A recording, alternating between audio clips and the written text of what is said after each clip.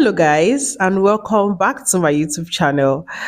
If you are seeing my face for the very first time, hi, my name is Nima, and on this channel, I post videos about travel, lifestyle. I just like to talk on this channel basically.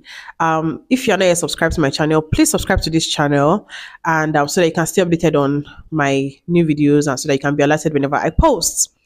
So, in today's video, I'm just going to jump right into it. In today's video, I want to share a couple of lessons I've learned in my 20s so far. I turned 28 almost 3 months ago in June. So, in today's video, I want to share a few lessons I wish I knew when I was 20 that I know now that I'm 28, but I wish I knew when I was 20. So, let's jump right into it.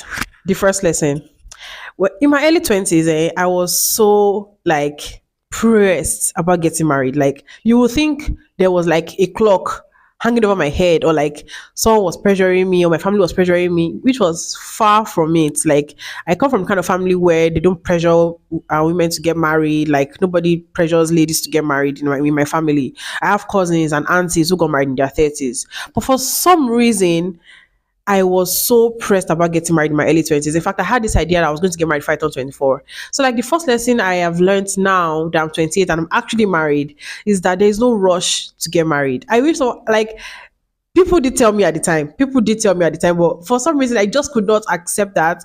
I just could not, digest that and internalize that and actually, be okay with that. But we live and we learn. So the first lesson I've learned now that I'm 28, that I know now that I'm 20, but I wish I knew when I was 20 or when I was in my early 20s, is that there's no rush to get married. Marriage is going to come, and just enjoy your single years. Just enjoy being alone, which I eventually started to do around when I turned 25, 26, because I got married when I was 27. But like in my mid 20s, I started to relax about it. I started to go out more and just live my life. And I'm glad I did, because now that I'm married, I still do those things, but I'm glad I actually enjoyed those last few years of my singleness. Yeah, but so anybody out there, to any young person out there, there's no rush to get married. There's no rush to get married. You will get married, be it Nila, and everything you've hoped for, be it Nila, will come to fruition. Like you'll get it. Just be patient. I know it's difficult to be patient though, but just be patient. Live your life, be happy, do things you enjoy, and just be fine. I really wish I had accepted this earlier on in my 20s. Like it would have saved me a whole lot of stress and heartache and tears and depressive months and years actually. But the second lesson that I know now that I'm 28, that I wish I knew then in my early 20s, is to take my finances more seriously. Like I wish I had started saving money earlier. I wish I had started learning about money earlier in my 20s. I wish I had started, doing some things that I'm doing now. I wish I started doing it earlier in my 20s. I would have been in a much better, more secure place financially.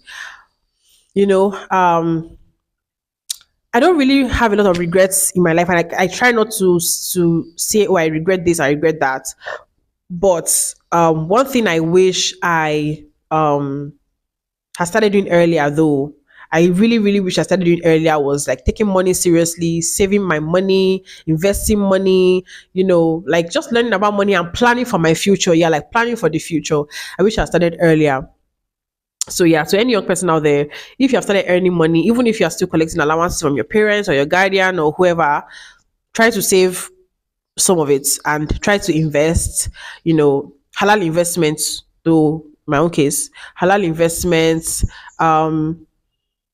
If you're going to start a business, like fail and start it, like learn those financial lessons earlier in life.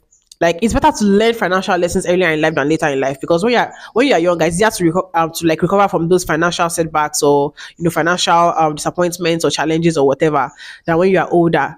And also when you're younger, you don't really have a lot of things riding on your finances. Like if you invest in, like if you make a bad investment, for example, I hope you don't, but if you make a bad investment, for example, you can move past it easier. You can recover from it easier, and it might not necessarily affect your life as compared to if you're older and if you had a family to take care of and then you had like a major financial setback. Like it's not just going to affect you, it's going to affect the people closest to you as well. So like when you're younger, it's better to make financial mistakes when you're younger and when you don't have a lot of responsibilities, what I'm saying. So like learn about money, learn about investments, learn about savings, learn about how to plan for the future, your financial future.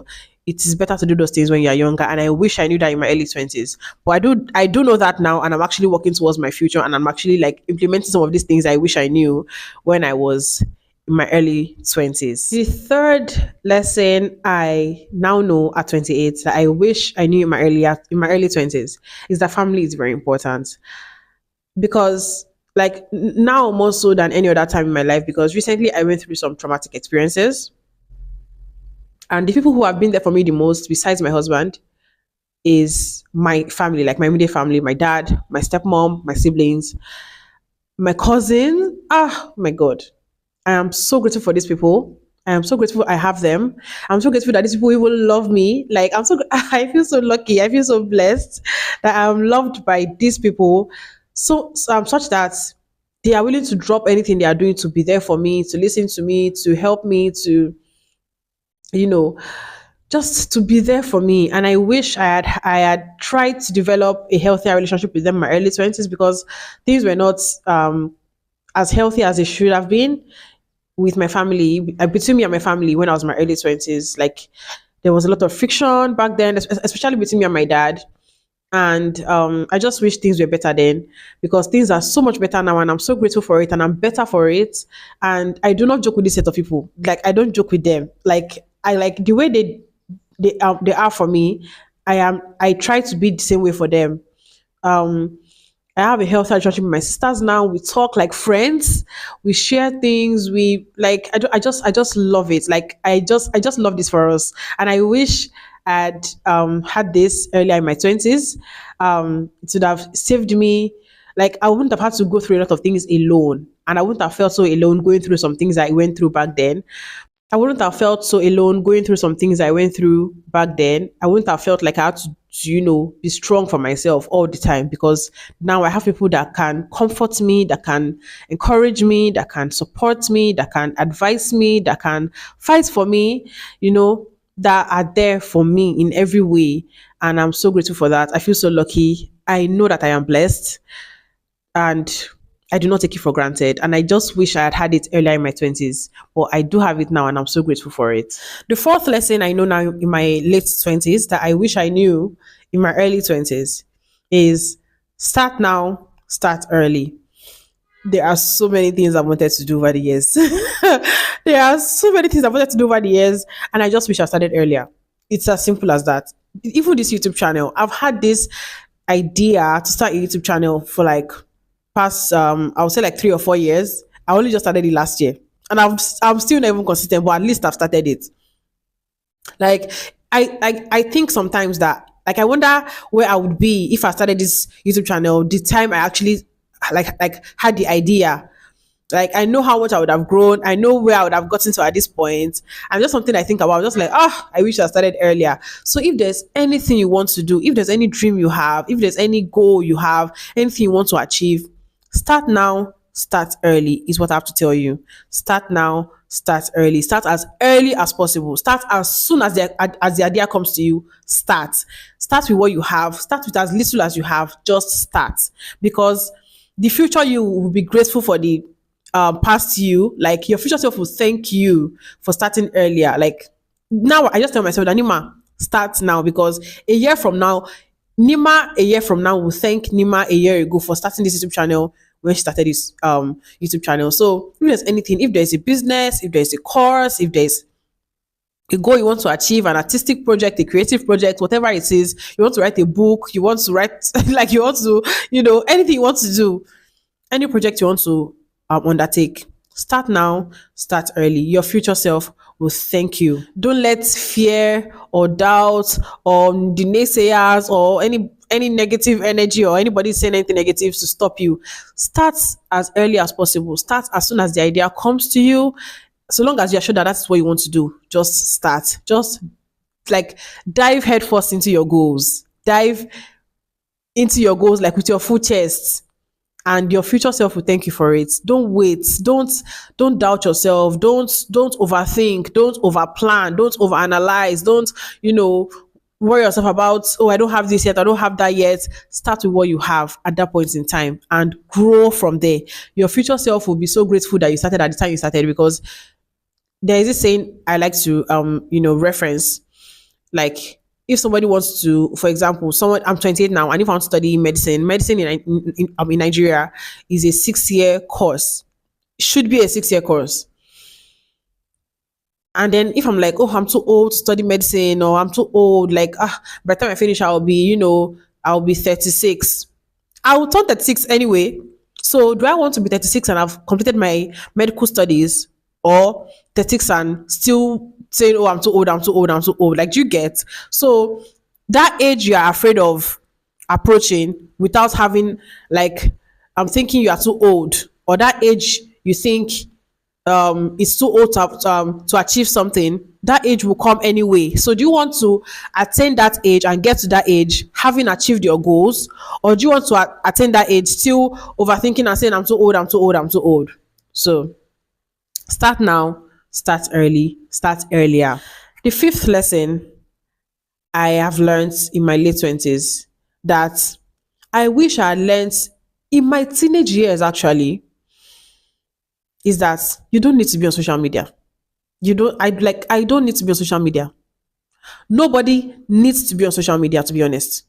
You can live a full, complete, healthy, fulfilling life without being on social media. Now, I don't like social media. I'm just going to put it out there. I do not like social media. I don't like Instagram. I don't like Twitter. I've never done TikTok. I've never done Snapchat. I've never used which other one is out there again? Threads? Never. And I am fine. Like, I don't miss it. I don't think about it. I don't use Facebook anymore. Like, I left Facebook in 2016. I've never looked back. I left Twitter in 2015. I've never looked back. I left Instagram for the first time in 2017. I came back again, I think, in 2021. I've left it again. Like, I don't like it. Like, I feel like it is too much. Like, I feel overstimulated whenever I am on social media. Too much. The only social media I can handle at this point in my life, and that I've been able to handle over the past 5, 6 years, is YouTube. Is YouTube. Like, YouTube is my baby. I was telling my husband that YouTube is my baby. I can never let it go. But every other one, I can let go, and I have let go. So to anybody out there who thinks they have to be on social media, they have to be active on social media, they have to be, they have to be on social media all the time, like they feel like they always have to be on it and be active on it. Trust me, you don't. You'll be very fine without it. I have been fine without it for years. And if I can do it, anybody can do it, because when I was a teenager, I was so active on Twitter. Hey, I was active on Twitter. Oh, you don't even tell me anything. I was active on Twitter, I was active on Facebook, I was active everywhere that was available at the time. And now I just realized that I don't need it. And I am fine without it. And I feel better without it. I feel like I am a better version of myself when I am not as active on social media, or when I am not on the social media platforms, because I have not been on Facebook, Twitter, Instagram. I never downloaded TikTok. Like, or Snapchat. So I've not been on these platforms for years, and it didn't affect the quality of my life. Like, you'll be surprised how, in fact, how much mentally healthy you would be without it. So I'm glad I know that now. I'm glad I came to the realization in my mid 20s that I do not need social media, and I can be fine without it. And I wish my teenage self knew that. So to anybody out there, to everybody watching this video, if you come across this video, if there's one thing you take from this video, you do not need social media. You will be fine without it. If you are thinking of quitting it, quit it. You will be fine without it. If you are thinking of deleting any particular social media app of your phone, delete it. You will be fine without it. If you are thinking of taking a break from it, take a break from it. You will be fine without it. Nothing will happen to you. You will be fine without it. In fact, you might find that you are healthier, you are happier, you are saner, you are more focused without it. Trust me. Now, the sixth lesson I've learned in my late 20s that I wish I knew in my early 20s is that trust your instincts. If something doesn't feel right, investigate why that thing doesn't feel right. Don't ignore that feeling because it is there for a reason. There are so many relationships, there are so many things I've embarked on in the past that at the beginning I felt like something wasn't right. But I just ignored it. I just chalked it up to maybe I'm just overthinking it. Maybe like let me just give this thing a chance or let me give this person a chance. And it turned out that my intuition was right. The person turned out to be a bomb or just a waste of time, or that thing, that project or whatever it was, just turned out to be a waste of time. And I wish I had listened to my intuition earlier. I wish I had investigated. I wish I had sat with it. I wish I had, thought about it more, gave it deeper thought. Just sat with it and not just try to push it away or ignore it or chalked it up to me being an overthinker and things like that. So trust your intuition, trust your instincts. If something doesn't feel right, if a person doesn't feel right, investigate why that thing doesn't feel right or why something doesn't sit well with you. Investigate, ask yourself questions, sit with it, journal about it, talk to people about it. Dig deeper, and try to figure out why this thing doesn't feel right and act accordingly. Yeah, act accordingly. Don't ignore the feeling.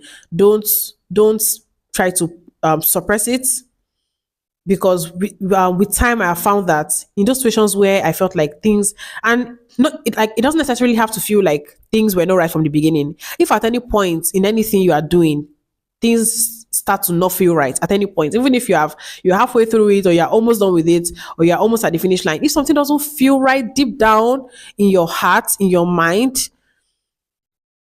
investigate, ask yourself questions, sit with it, like think about it and act accordingly.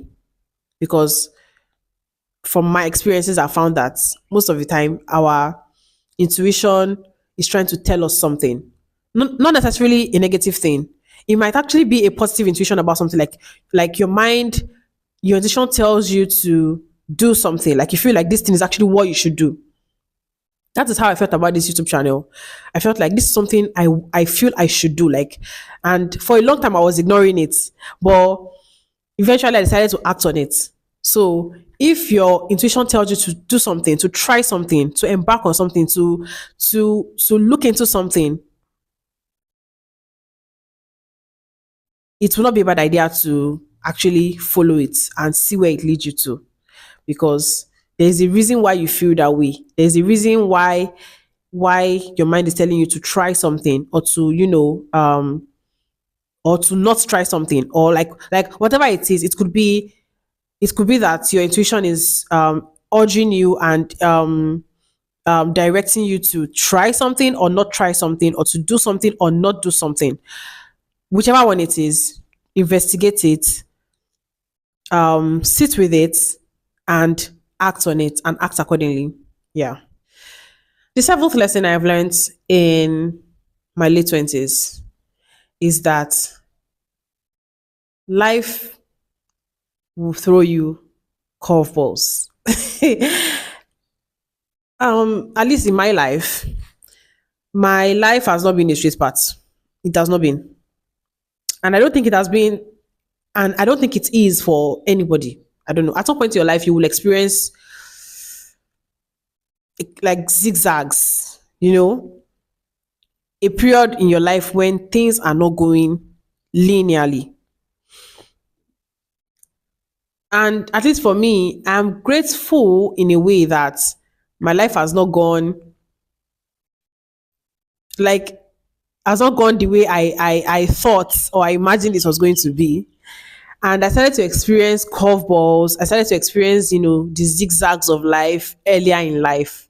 I started to experience it earlier in life than maybe most people do. So I have gotten used to it, and I have gotten used to um accepting that life throws curveballs and life doesn't always go the way we want it to, the way we planned it.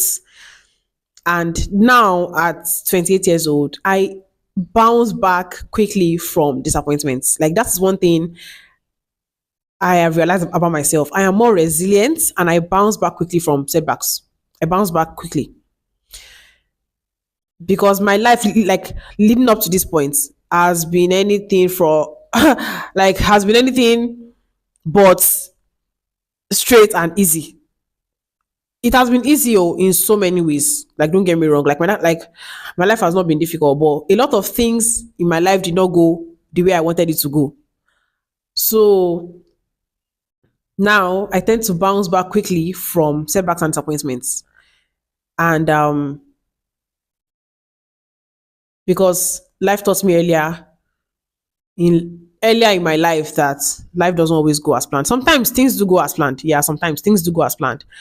And in those times, I am happy and I'm grateful for it. But the times when things don't go as planned, I just go with the flow, and I just go with the flow, and I tend to bounce back quickly from those setbacks or disappointments, or things just not going the way I wanted them to go.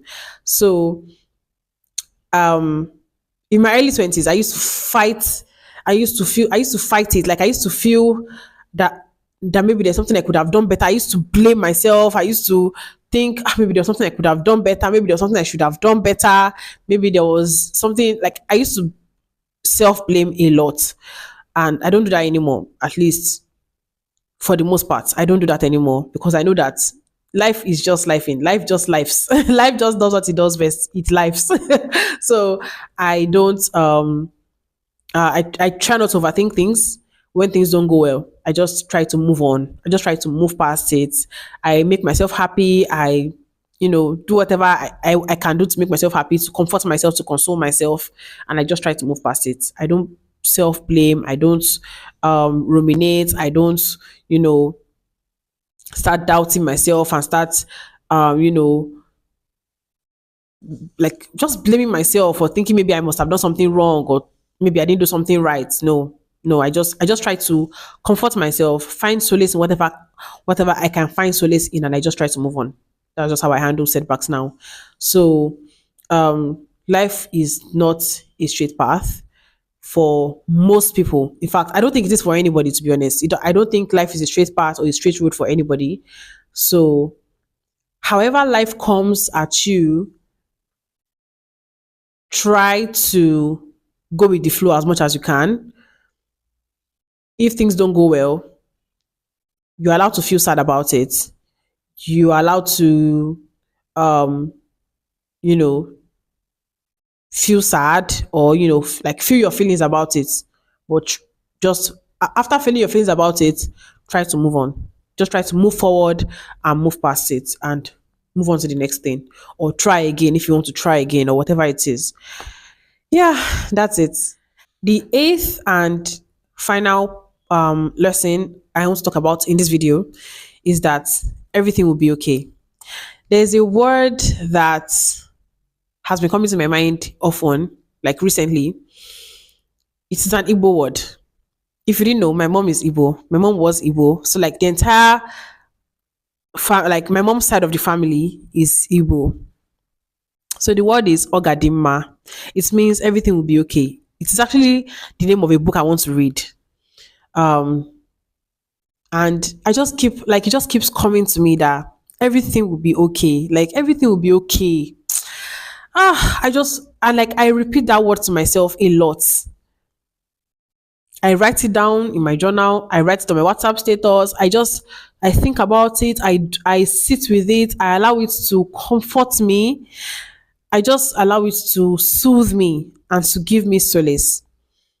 Because, first of all, it is my mother's language. So I like that about that word. And also the meaning of the word comforts me. It soothes me. It gives me solace. It gives me peace of mind. It reminds me that everything will be okay. Everything will work out. And um I'm glad I've gotten to this point in my life where I know that. And